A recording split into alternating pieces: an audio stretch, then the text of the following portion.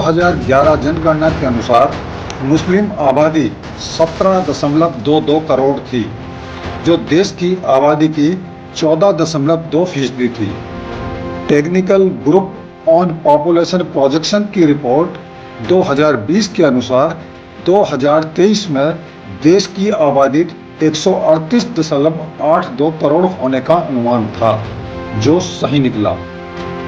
PLFS की तरफ से 2021-2022 में किए गए सर्वे के हवाले से मुस्लिम आबादी की शिक्षा की जानकारी के अनुसार 7 साल और उससे अधिक आयु के मुसलमानों में साक्षरता दर 77.7% है। भारत में साल 2023 के अंत तक मुस्लिम आबादी 20 करोड़ के पास पहुंच गई। भारत आबादी में दुनिया के पहले स्थान पर पहुंच गया है। आज़ादी के समय देश की कुल आबादी 36 करोड़ थी। इस समय तक हिंदू आबादी लगभग 30 करोड़ थी, जबकि मुस्लिम आबादी 3.5 करोड़ और ईसाई धर्म 80 लाख थी। आज़ादी के बाद देश में मुसलमानों की संख्या लगभग 7 गुना बढ़ गई है। 3.5 करोड़ से बढ़कर 20 करोड़ हो गई है।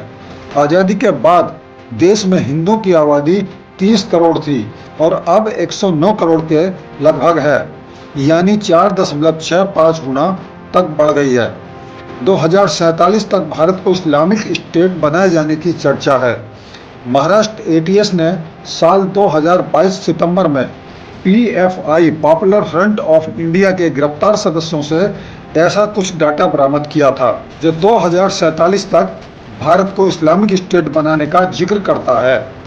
ATS ने दाखिल चार्जशीट में बताया है कि जब आरोपी मजहर मंसूर खान को हिरासत में लिया गया था, तो उसके मोबाइल से 2047 तक भारत को इस्लामिक स्टेट बनाने के रोड मैप की ड्राफ्ट बुकलेट नाम की एक PDF फाइल मिली थी।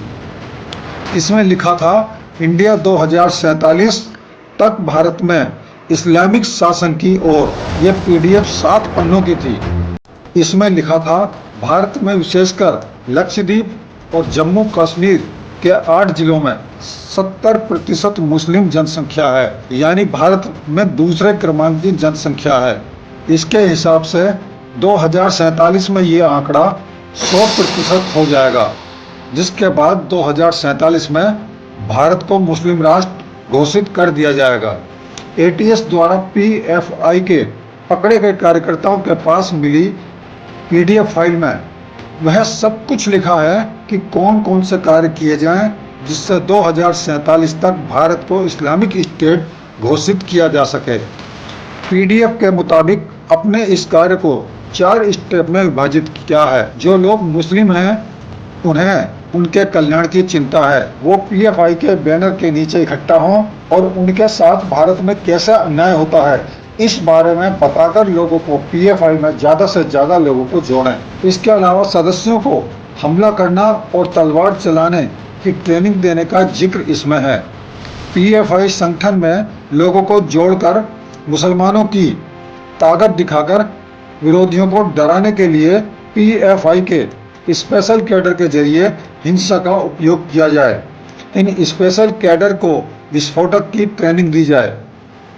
इसके अलावा RSS और दूसरे संगठनों में फूट डालकर हिंदू वोट का बंटवारा करो।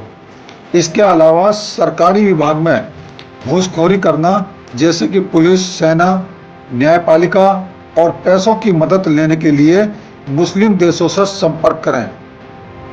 पुलिस द्वारा प्राप्त दस्तावेज में लिखा है कि तुर्की से दोस्तीपूर्ण संबंध विकसित किए जाएं तथा दूसरे देशों से प्रयत्न शुरू हैं।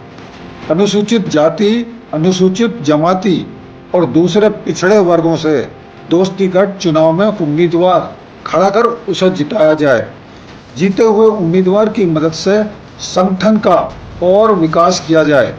RSS संगठन सिर्फ अमीर हिंदुओं के लिए काम कर रही है, ऐसा लोगों के मन में डालकर अनुसूचित जाति, अनुसूचित जमाती और दूसरे पिछड़े वर्ग के मन में RSS को लेकर फूट डाली जाए। सभी मुस्लिम संगठनों को एक साथ लाया जाए और अनुसूचित जनजाति और दूसरे पिछड़े वर्गों का प्रतिनिधित्व करने और सत्ता को हथियाने की कोशिश की जाए। सत्ता में आने के बाद सरकार न्यायपालिका, पुलिस और सेना के संगठन के निष्ठावान लोगों को भर्ती किया जाए।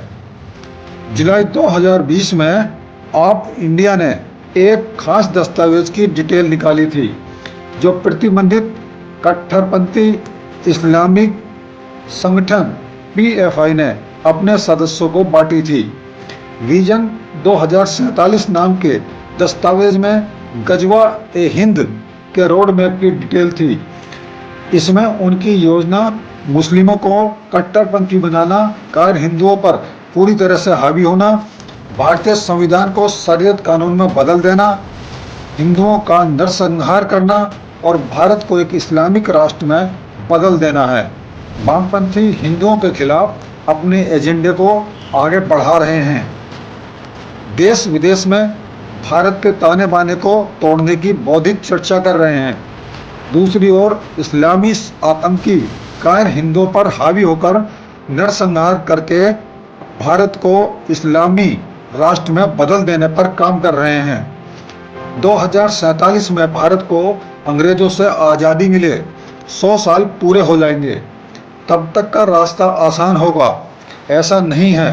वो देश जिसे दो हिस्सों इस्लामिक पाकिस्तान और धर्मनिरपेक्ष भारत में बांट दिया गया था, उसके बंटवारे के 100 साल पूरे होने से पहले एक नापाक मंसूबा सामने दिखाई दे रहा है। इस नापाक मंसूबे को पूरा करने के लिए कट्टर इस्लामी और वामपंथी भारत को एक बार फिर उन परिस्थितियों की ओर ढकेल रहे हैं जिनके कारण भारत का पहले विभाजन हुआ था। भारत की आबादी 36 करोड़ से लगभग 144 करोड़ हो गई है। 1995 में देश की जनसंख्या 36 करोड़ थी। आज 144 करोड़ आबादी के साथ भारत दुनिया का सबसे अधिक आबादी वाला देश बन चुका है। इन परिस्थितियों में PFI के विजन 2047 के मंसूबों पर भारत सरकार कैसे पानी फेरेगी, यह तो आने वाला समय बताएगा। लेकिन जिस तरह मुस्लिमों की आबादी बढ़ रही है, उसको अनदेखा नहीं किया जा सकता है। यदि समय रहते सरकार ने कोई खास कदम नहीं उठाया तो भविष्य में भारत को गंभीर परिणाम भुगतने के लिए तैयार रहना होगा।